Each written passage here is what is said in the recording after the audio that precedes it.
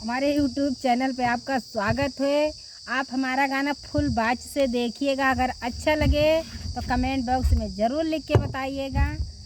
का बताई योगी जी, का बताई मोदी जी, आइल जोड़े तोड़ महंगाई। का बताई योगी जी, आइल जोड़े तोड़ महंगाई। का बताई योगी जी, कोहड़ा बिना पूरी ना भावे परवल बा महंगाई। कोहड़ा बिन पूरी ना भावे परवल बा महंगाई। का बताई मोदी जी, का बताई योगी जी, धनिया के पत्तियाँ खरीदाई। का बताई योगी जी, धनिया के पत्तियाँ ना खरीदाई। का बताई योगी जी, काइल जोड़े तोड़ महंगाई। का बताई मोदी जी, का बताई योगी जी, का बताई मोदी जी, आइल जोड़े तोड़ महंगाई। का बताई मोदी जी, नेनुआ कटहल मनई न भावई, बैगन बा महंगाई।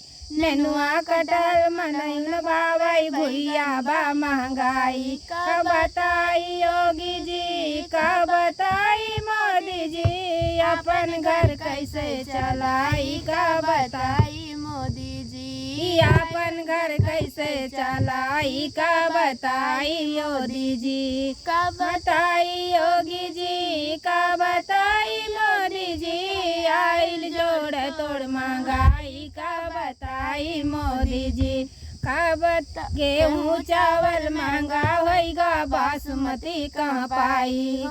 गेहूँ चावल महंगा होइगा, बासमती कहाँ पाई। का बताई योगी जी, का बताई मोदी जी, लड़का हम कैसे खियाई। का बताई मोदी जी, लड़का हम कैसे खियाई। का बताई योगी जी, आइल जोड़े तोड़ महंगाई। का बताई योगी जी, का बताई योगी जी, का बताई मोदी जी, आइल जोड़े तोड़ महंगाई। का बताई योगी जी, आइल जोड़े तोड़ महंगाई।